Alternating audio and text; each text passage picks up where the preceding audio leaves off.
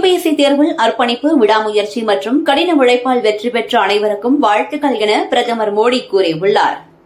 2025ஆம் ஆண்டுக்கான civil service தேர்வு முடிவுகளை மத்திய அரசு பணியாளர் தேர்வாணையம் வெளியிட்டுள்ளது. இதில் 10 ஆண்டுகளுக்கு பின் அகில இந்திய அளவில் டாப் 10 ரேங்க் பட்டியலில் தமிழகத்தைச் சேர்ந்த ராஜேஸ்வரி 2ஆம் இடமும், ராஜா முஹைதீன் 7ஆம் இடம் பிடித்து சாதனை படைத்துள்ளார்.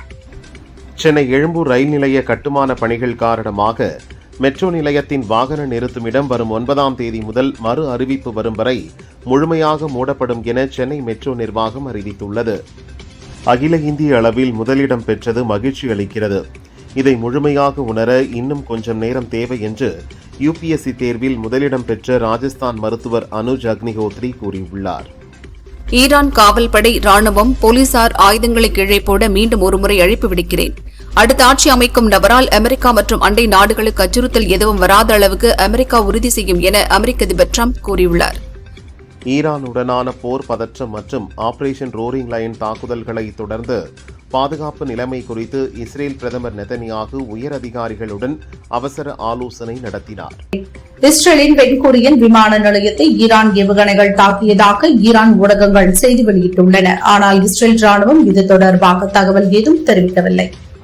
ஈரான் ஏவுகணைகள் மற்றும் ட்ரோன்கள் மூலம் தாக்குதல் நடத்தப்படலாம் என துபாயில் வசித்து வரும் மக்களுக்கு செல்போன் மூலம் எச்சரிக்கை விடுக்கப்பட்டுள்ளது.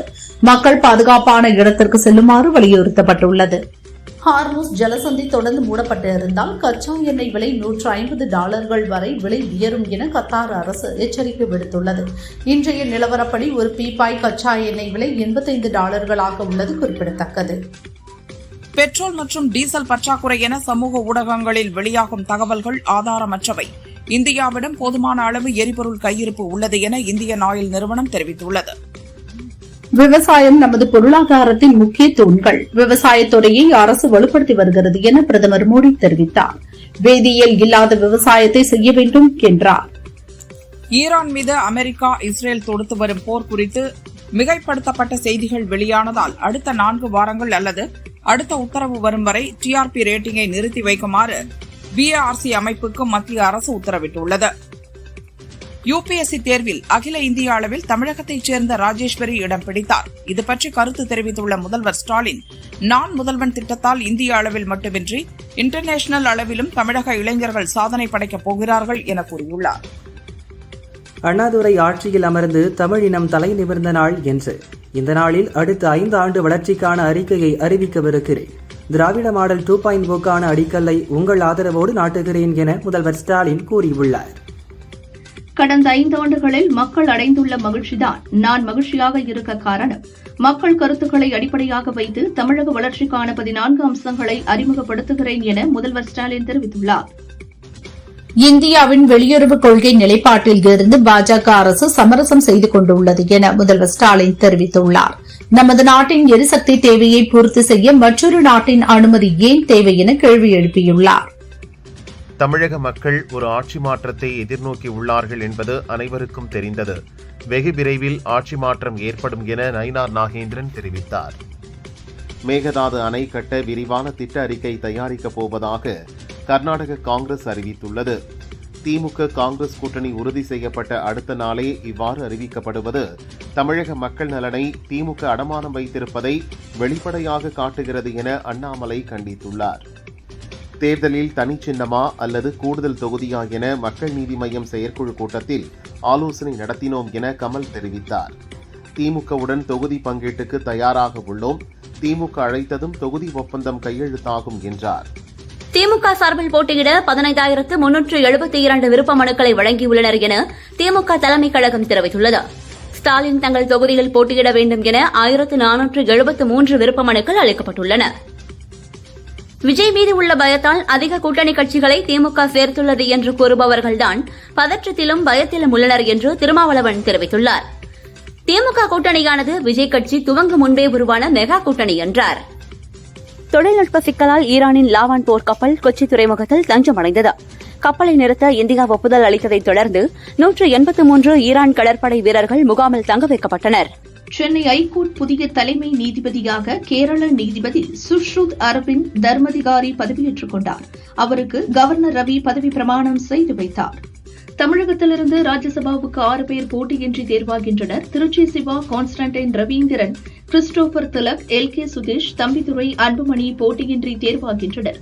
6 சுயேட்சை வேட்பாளர்களின் மனு தள்ளுபடி செய்யப்பட்டது.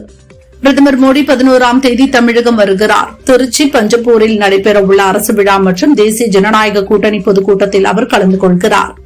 தமிழகத்தில் ஏப்ரல் 15க்கு பிறகு தொண்டர்கள் மற்ற வேலைகளை பார்க்கலாம். அதுவரை தேர்தல் வேலைகளை பார்க்க வேண்டும் என சென்னையில் நடந்த பாஜக வெளிமாநில பார்வையாளர்கள் ஆலோசனைக் கூட்டத்தில் PL சந்தோஷ் கூறினார்.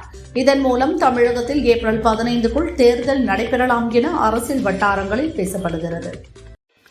கவர்னரின் இடமாற்றம் தமிழகத்தில் மீண்டும் திமுக அரசு அமையப் போகிறது என்பதற்கான முன்னோடி என VCK MP ரவிக்குமார் தெரிவித்தார். இதனை பாஜக மற்றும் மத்திய அரசு ஒப்புக் கொண்டுள்ளது. UPSC தேர்வில் ராஜேஸ்வரி 2வது இடம் பிடித்திருப்பது மகிழ்ச்சி அளிக்கிறது. இந்த ஆண்டு தேர்வில் தேர்ச்சி பெற்றுள்ள 958 பேரில் தமிழகத்தைச் சேர்ந்தவர்கள் 60 பேர் என்பதை அறிந்து மகிழ்கிறேன். அனைவருக்கும் மனமார்ந்த வாழ்த்துக்கள் என தவேக நிர்வாகி அருண்ராஜ் கூறியுள்ளார். அமெரிக்காவுக்கு அடிமையாக இருப்பது பாரதிய ஜனதாக்காரர்களுக்கு பெருமையாக இருக்கலாம், ஆனால் இந்தியர்களுக்கு பெருத்த அவமானம் என சண்முகம் தெரிவித்துள்ளார். வன்மையான கண்டனத்தை வெளிப்படுத்துவோம் என்றார். எல்லாருக்கும் எல்லாம் என்ற அடிப்படையில் ஒவ்வொரு திட்டத்தையும் முதல்வர் செயல்படுத்தி வருகிறார். நீங்களும் அரசுக்கு எப்போதும் உற்றதுணையாக நிற்க வேண்டும் என்று உதயநிதி கேட்டுக் கொண்டார். நான் முதல்வன் குழு சிறந்த ஆசிரியர்களின் வழிகாட்டுதல்களையும் மிகப்பெரிய கல்வி ஆதரவையும் வழங்குகிறது. இத்திட்டத்தின் முதல் பேட்சில் பயன்பெற்றவர்களில் நானும் ஒருவள் என்று UPSC தேர்வில் அகில இந்திய அளவில் 2ஆம் இடம் பிடித்த தமிழகத்தைச் சேர்ந்த ராஜேஸ்வரி தெரிவித்துள்ளார். மாமல்லபுரத்தில் நாளை நடைபெறும் மகளிர் தின விழாவில் தவேக தலைவர் விஜய் பங்கேற்று தமிழக சட்டசபை தேர்தலில் மகளிருக்கான வாக்குறுதிகளை அறிவிக்க உள்ளார். பெருகும் சாதிய வன்முறைகளால் சமூக நல்லிணக்கத்தை மீட்டெடுக்க வேண்டிய நேரம் வந்துவிட்டது என்று சினிமா இயக்குநர் ப. ரஞ்சித் வேண்டுகோள் விடுத்துள்ளார். சீமை கருவேல மரங்களை அகற்ற போர்க்கால நடவடிக்கைகள் அரசு நடவடிக்கை எடுக்க வேண்டும் என வைகோ தெரிவித்தார். தேசிய நெடுஞ்சாலைத்துறை மற்றும் தனியார் உள்ளிட்ட இடங்களில் உள்ளதையும் அகற்ற வேண்டும் என்றார். ஈரானின் நிபந்தனையற்ற சரணாகதிதான் அமெரிக்காவுக்கு வேண்டும். அதை தவிர வேறு எந்த உடன்படிக்கையும் அந்த நாட்டுடன் வைத்துக் கொள்ள மாட்டோம் என்று அமெரிக்க அதிபர் டிரம்ப் தெரிவித்துள்ளார்.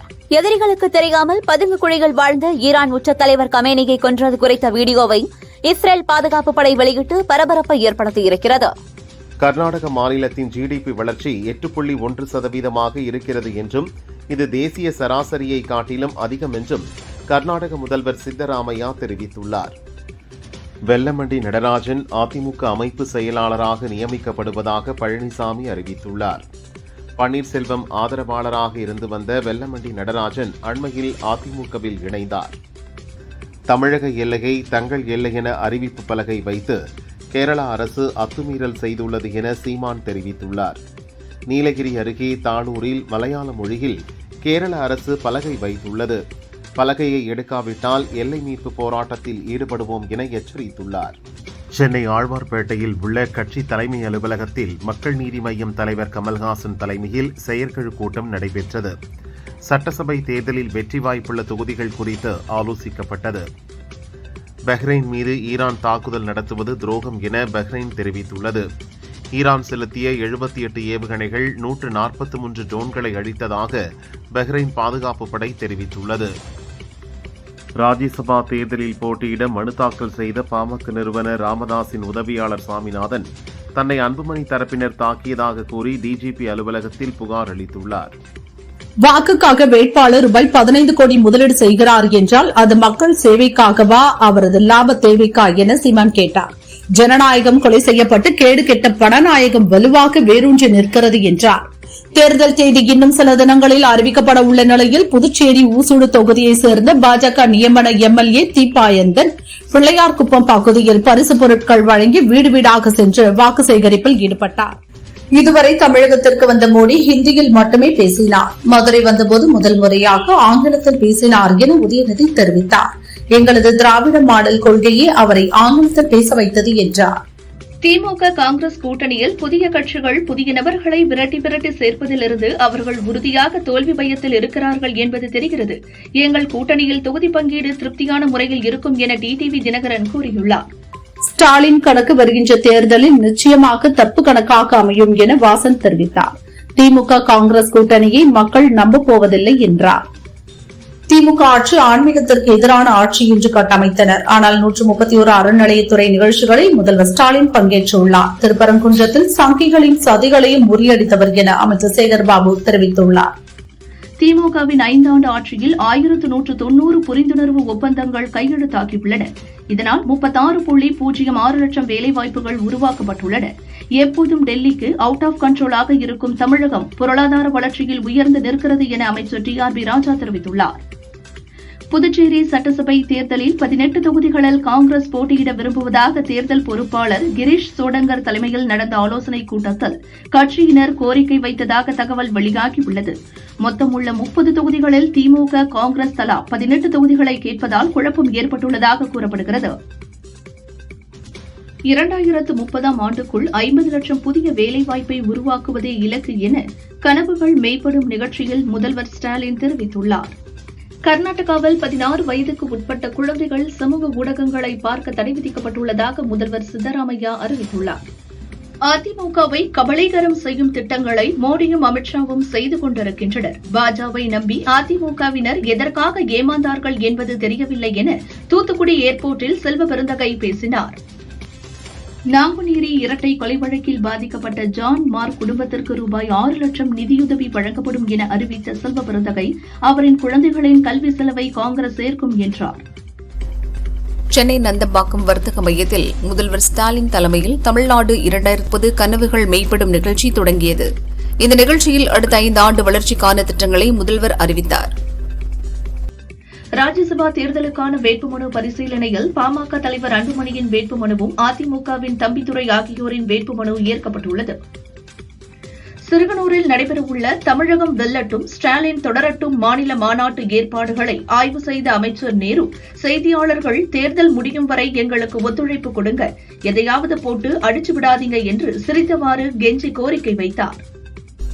முன்னாள் முதல்வர் OPS மற்றும் அவரது மகன் ரவீந்திரநாத் சமீபத்தில் திமுகவில் சேர்ந்தனர். ஆண்டிப்பட்டி, போடி தொகுதிகளில் ரவீந்திரநாத் விருப்ப மனு கொடுத்துள்ளார். போடியில் OPS-க்காகவும் ரவீந்திரநாத் மனு கொடுத்துள்ளார். திராவிட மாடல் 2.0 ஆட்சி தொடர மகளிர்கள் அனைவரும் ஒத்துழைக்க வேண்டுமென தென்காசியில் நடந்த நலத்திட்ட உதவிகள் வழங்கும் விழாவில் துணை முதல்வர் உதயநிதி வேண்டுகோள் விடுத்துள்ளார். ராஜ்யசபா தேர்தலுக்கு தாக்கலான வேட்புமனுக்கள் மீதான பரிசீலனை தொடங்கியது. தமிழகத்தில் காலியான 6 இடங்களுக்கு வரும் 16ஆம் தேதி தேர்தல் நடைபெறுகிறது. திமுகவிற்கு 4 இடங்களும் அதிமுகவிற்கு 2 இடங்களும் கிடைக்கவுள்ளன. ராஜ்யசபா MP தேர்தலில் மகாராஷ்டிராவில் தேசியவாத காங்கிரஸ் கட்சி சார்பில் அக்கட்சியின் தலைவர் சரத்பவாரும் மறைந்த முன்னாள் முதல்வர் அஜித் பவாரின் மகன் பார்த் பவாரும் போட்டியிடுகின்றனர்.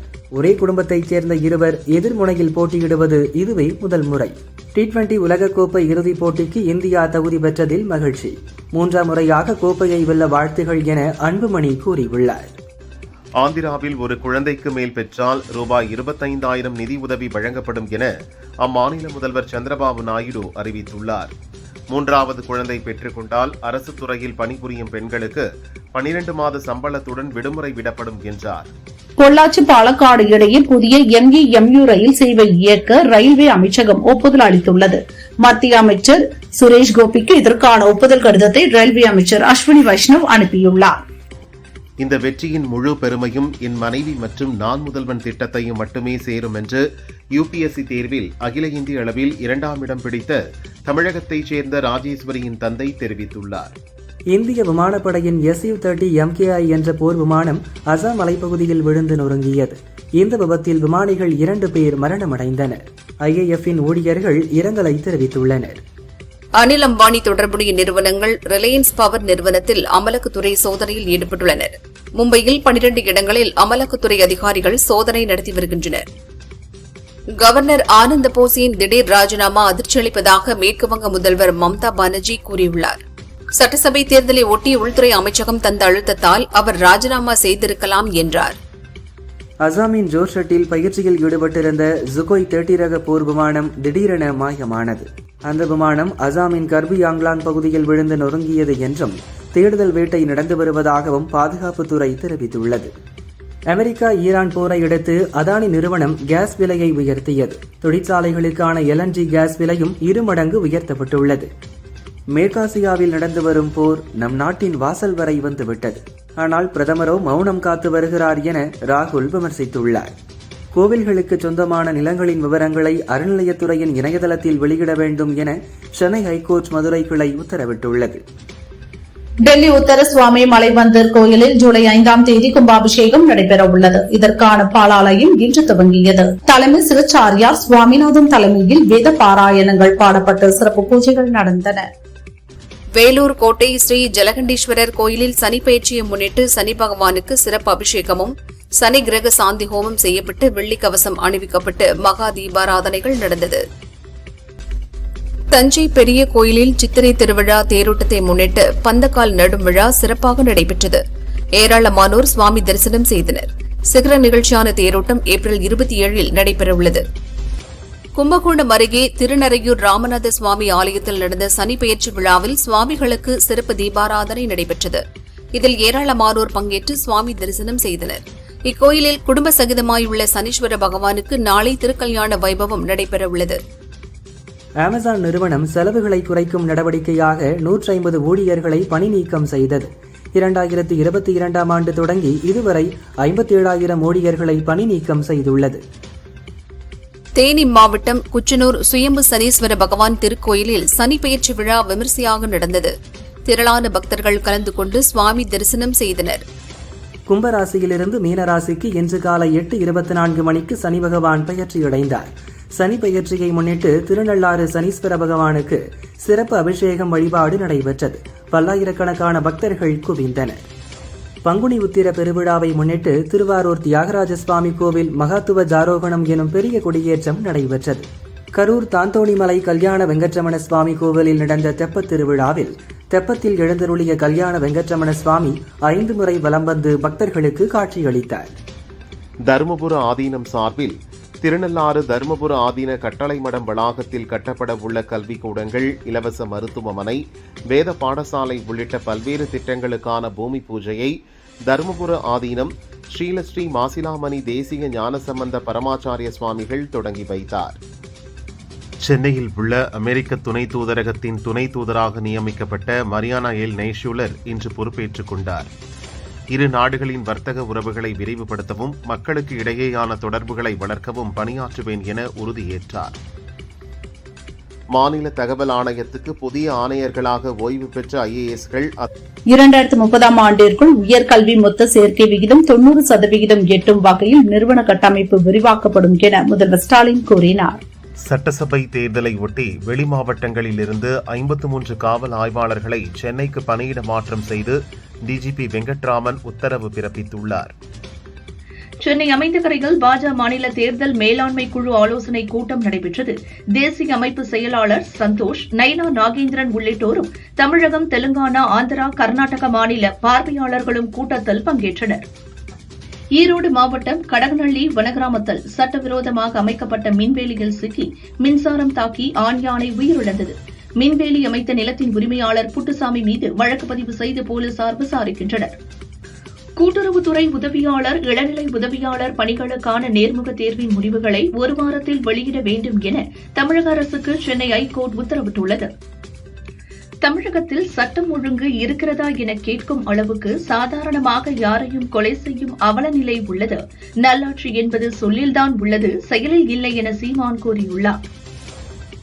தென்காசியில் நடந்த அரசு விழாவில் மேடையிலேயே துணை முதல்வர் உதயநிதி காலில் விழுந்து வேலம்மாள் என்ற மூதாட்டி முதியோர் உதவித்தொகை கேட்ட சம்பவம் பரபரப்பை ஏற்படுத்தியது. அந்த வீடியோ தற்போது வைரலாகி வருகிறது. திருப்பூர் மாவட்டம் உடுமலை அருகே டூரிஸ்ட் வேனும் 2-வீலரும் நேருக்கு நேர் மோதிய விபத்தில் கணவன், மனைவி, 5 வயது மகன் ஆகிய 3 பேர் உயிரிழந்தனர். விபத்து குறித்து உடுமலை போலீசார் விசாரிக்கின்றனர். ரேஷன் கடை பணியாளர்களுக்கு ஊதிய உயர்வு அளித்து தமிழக அரசு ஆணை வெளியிட்டுள்ளது. விற்பனையாளர்களுக்கு முதல் ஓராண்டுக்கான தொகுப்பூதியம் 6,250 ரூபாய் 7,500 உயர்ந்துள்ளது. கட்டுநர்களுக்கான தொகுப்பூதியம் ரூபாய் 5,500 ரூபாய் 6,600 அதிகரிக்கப்பட்டுள்ளது. உதகை மாவட்ட அமர்வு நீதிமன்றத்தில் கோடநாடு கொலை கொள்ளை வழக்கு இன்று விசாரணைக்கு வந்தது. இந்த வழக்கை இன்னும் முடிக்காமல் இருப்பது ஏன் என சிபிசிஐடியிடம் நீதிபதி முரளிதரன் கேள்வி எழுப்பியுள்ளார். புதுச்சேரியில் தனியார் பங்களிப்புடன் கூட்டுறவு சர்க்கரை ஆலை மீண்டும் திறக்கப்பட்டு அறவை பணிகள் மேற்கொள்ளப்படும் என முதல்வர் ரங்கசாமி தெரிவித்துள்ளார். ஊழியர்களுக்கு வழங்கப்படாமல் இருந்த 13 கோடி ரூபாய் நிலுவைத் தொகைக்கான காசோலைகளையும் வழங்கினார். தமிழகத்தில் முதற்கட்ட மக்கள் தொகை கணக்கெடுப்பு பணி ஜூலை 17 தொடங்கி ஆகஸ்ட் 30 தேதி வரை 45 நாட்களுக்கு நடைபெறும் என தமிழக அரசு அறிவித்துள்ளது. ஒப்பந்த செவிலியர்களுக்கு ஊதியத்துடன் கூடிய மகப்பேறு விடுப்பு வழங்க தமிழக அரசு ஆணை வெளியிட்டது. தங்கம் விலை சவரனுக்கு 1280 ரூபாய் குறைந்து ஒரு சவரன் 1,19,680 ரூபாய்க்கு விற்கப்படுகிறது. கிராமுக்கு 160 ரூபாய் குறைந்து 14,960 ரூபாய்க்கு விற்பனையாகிறது. வெள்ளி விலை கிராமுக்கு 5 ரூபாய் குறைந்து ஒரு கிராம் 290 ரூபாய்க்கு விற்பனை செய்யப்படுகிறது. புதுக்கோட்டை பொன்னமராவதி பகுதியில் 500 கிலோ குட்கா கடத்திய 2 கர்நாடக இளைஞர்கள் கைது செய்யப்பட்டனர். கடத்தலுக்கு பயன்படுத்தப்பட்ட ஜீப், செல்போன் பறிமுதல் செய்யப்பட்டன. விசாரணை நடக்கிறது. நாங்குநேரி இரட்டை கொலை வழக்கில் தொடர்புடைய மேலும் 2 பேரை போலீசார் கைது செய்துள்ளனர். இருவரும் இரட்டை கொலைக்கு உடந்தையாக செயல்பட்டதாக போலீசார் தெரிவித்துள்ளனர். நேபாள் பார்லிமெண்ட் தேர்தல் வாக்கு எண்ணிக்கையில் மொத்தமுள்ள 165 தொகுதிகளில் ராப் பாடகர் பாலேந்திர ஷா தலைமையிலான தேசிய சுதந்திர கட்சி 101 தொகுதிகளில் முன்னிலையில் உள்ளது. இந்தியாவுக்கு கச்சா எண்ணெய் விநியோகம் செய்ய ரஷ்யா எப்போதும் தயார் என இந்தியாவுக்கான ரஷ்ய தூதர் டெனிஸ் அலிபோவ் தெரிவித்துள்ளார். அமெரிக்கா எந்த நேரம் வேண்டுமானாலும் தாக்குதல் நடத்தலாம் என்ற சூழலில் இலங்கை கடற்பகுதியில் சென்று கொண்டிருந்த ஈரானுக்கு சொந்தமான 2வது போர்க்கப்பலிலிருந்து 208 மாலுமிகளை இலங்கை கடற்படையினர் பத்திரமாக மீட்டு கொழும்பு அழைத்து சென்றனர். ஈரானின் புதிய ஆட்சியாளரான கமீனியின் மகன் முஜ்தபாவை ஏற்றுக்கொள்ள முடியாது. என்னை கேட்டுதான் புதிய ஆட்சியாளரை தேர்வு செய்ய வேண்டும் என அமெரிக்க அதிபர் ட்ரம்ப் தெரிவித்துள்ளார். எரிபொருள் தட்டுப்பாட்டை தவிர்க்க ரஷ்யாவிடமிருந்து கச்சா எண்ணெய் பொருட்களை அடுத்த 30 நாட்களுக்கு இந்தியா கொள்முதல் செய்யலாம் என அமெரிக்கா தெரிவித்துள்ளது. ஈரான் உச்ச தலைவர் கமேனியின் கொலைக்கு பழிவாங்க அந்நாட்டு மத தலைவர்கள் பத்வா எனப்படும் மத உத்தரவு வெளியிட்டிருப்பது அதிர்ச்சியை ஏற்படுத்தியுள்ளது. 2026 IPL தொடருக்கான CSK ஜெர்சியை கேப்டன் ருத்ராஜ் மற்றும் ஆயுஷ் மாத்ரே அறிமுகம் செய்து வைத்தனர். திருச்சி பிஷப் ஹீபர் கல்லூரியில் மார்ச் 2ஆம் தேதி தொடங்கி 5ஆம் தேதி வரை நடத்தப்பட்ட தென்மண்டல பல்கலைகளுக்கு இடையேயான ஆண்கள் செஸ் போட்டியில் குண்டூர் கோனேரு லட்சுமியா கல்வி அறக்கட்டளை முதலிடம் பிடித்து சாம்பியன் பட்டத்தை தட்டி சென்றது. கண்ணன் ரவி தயாரிக்க ஐஸ்வர்யா ரஜினிகாந்த் இயக்க ஜெய் நடிக்கும் டெக்ஸ்லா படத்தின் துவக்க விழா சென்னையில் நடைபெற்றது. அப்போது தயாரிப்பாளர் கண்ணன் ரவியிடம் நடிப்பு விருப்பம் குறித்து கேட்டதற்கு நான் வில்லனாக மட்டுமே நடிக்க விரும்புகிறேன் என பதிலளித்தார். இயக்குநர்கள் சமுத்திரகனி, கௌதம் மேனன் இருவருமே தற்போது நடிப்பில் கவனம் செலுத்தி வருகின்றனர். ராம் சக்ரி இயக்கத்தில் இவர்கள் சேர்ந்து நடித்த கார்மேனி செல்வம் படம் கடந்த தீபாவளிக்கு ரிலீஸ் ஆவதாக அறிவித்தனர். சில காரணங்களால் தள்ளிப்போன நிலையில் ஏப்ரல் 3 ரிலீஸ் ஆகும் என தற்போது அறிவித்துள்ளனர். சின்னத்திரையிலிருந்து சினிமாவிற்கு வந்தவர் நடிகை ரக்ஷிதா மகாலட்சுமி. சில படங்களில் கவர்ச்சியாகவும் நடித்துள்ளார். அவர் அளித்த பேட்டியில், சமூக வலைதளங்களில் என் போட்டோக்களை ஆடையில்லாமல் ஆபாசமாக மார்பிங் செய்து பதிவிடுகின்றனர். ஒரு நடிகையாக எங்கே நிறுத்துவது என தெரியவில்லை. போட்டோக்களை பதிவிடுவதை நிறுத்த வேண்டுமா அல்லது நாங்கள் வெளியே வருவதை நிறுத்த வேண்டுமா? ரொம்ப கஷ்டமாக இருக்கிறது என்றார். நடிகர் சிரஞ்சீவியின் 158வது படத்தை பாபி கொல்லி என்பவர் இயக்கவுள்ளார். இதன் முன் தயாரிப்பு பணிகள் நடந்து வரும் நிலையில் படத்திற்கு AR ரஹ்மான் இசையமைப்பதாக முதலில் தகவல் பரவியது. ஆனால் தற்போது தமன்தான் இசையமைக்க உள்ளதாக விரைவில் அதிகாரப்பூர்வமாக அறிவிக்க உள்ளனர். ஏற்கனவே சிரஞ்சீவியின் காட்ஃபாதர் படத்திற்கு தமன் இசையமைத்திருந்தார். நடிகர் கருணாசின் மகன் கென் யூத் படத்தின் மூலம் நாயகனாகவும் இயக்குநராகவும் அறிமுகமாகிறார். சிறை படத்தில் நடித்த அனிஷா நாயகியாக நடிக்கிறார். கென் கூறுகையில், படத்தின் ஸ்கிரிப்டை பல நடிகைகளிடம் கூறினேன். கதை பிடித்திருப்பதாக சொன்னாலும் பலர் நடிக்க மறுத்தனர். மெசேஜுக்கு பதில் கூட சிலர் சொல்லவில்லை. ஆனால் இப்போது படத்தின் பாடல்களுக்கு அவர்களே ரீல்ஸ் வெளியிட்டு ப்ரமோட் செய்கின்றனர் என்றார். காமெடி நடிகராக நடித்து வரும் முனீஷ்காந்த் விமலின் வடம் படத்தில் நெகட்டிவ் கலந்த ரோலில் நடித்துள்ளார். இது பற்றி பேசிய முனீஷ்காந்த், சினிமாவிற்கு வந்து 12 ஆண்டுகள் ஆகிறது. முண்டாசுப்பட்டி படத்தில் வில்லன் கேரக்டர் கேட்டு ஆடிஷனுக்கு போனேன். ஆனால் இயக்குனர் என்னை காமெடி நடிகனாக்கினார். அது அப்படியே தொடர்கிறது. என்றாலும் முழுமையான ஒரு வில்லனாக நடிக்க வேண்டும் என்கிற ஆசை இருந்து கொண்டே இருக்கிறது என்றார். AL விஜய் இயக்கிய தெய்வ திருமகள் படத்தில் குழந்தை நட்சத்திரமாக அறிமுகமானவர் சாரா அர்ஜுன். அவர் இயக்கிய சைவம் படத்திலும் நடித்திருந்தார். சமீபத்தில் ஹிந்தியில் ரன்வீர் சிங் நடித்த துரந்தர் படத்திலும் நடித்திருந்தார். இப்படம் 1300 கோடிக்கு மேல் வசூலித்தது. அவரது வளர்ச்சி பற்றி பேசிய AL விஜய், சாரா அர்ஜுன் பாலிவுட்டில் பெரிய ஸ்டார் ஆகிவிட்டது பெருமையாக உள்ளது. விடுமுறைக்கு என் வீட்டிற்கு வருவார். என்னை அவர் அங்கிள் என அழைத்தாலும் மகள் மாதிரிதான் என்றார்.